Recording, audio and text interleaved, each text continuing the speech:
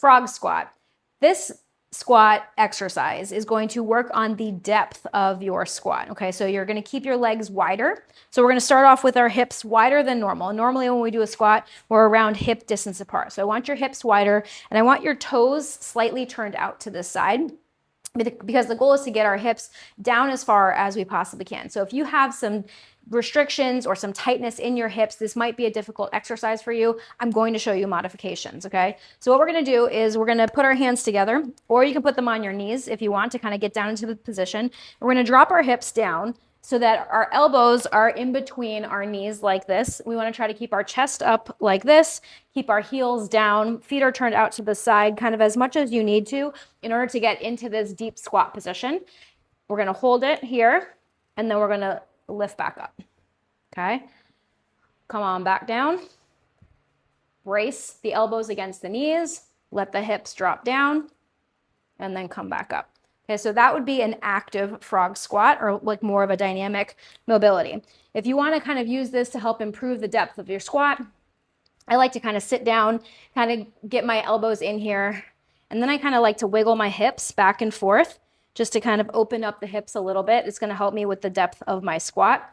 The other thing that you can do is use a yoga block to help manage the depth of your squat. Like if it's painful or you're having difficulty getting lower, we can put the yoga block here and then squat down and use that as a bit of support so that you're getting the depth of the squat, but you don't have to hold all of your weight, because you can kind of rest on the yoga block and then come up.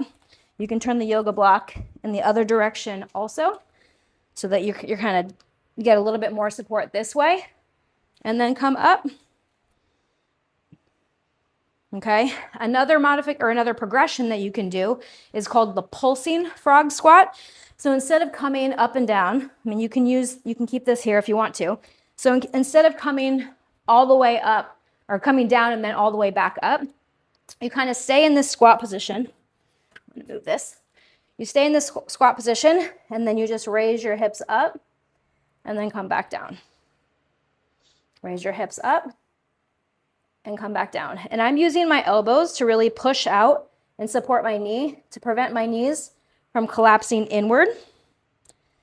And you're gonna really feel this one in the hips and the glutes.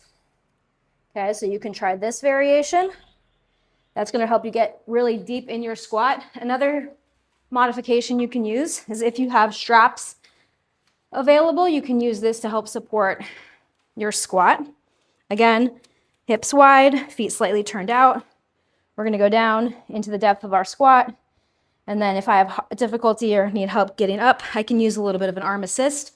If you have really tight ankles, you can put a rolled up towel under your ankles. I only have one available here, but I would put one on the other side as well, just to kind of help support that tightness in my ankle.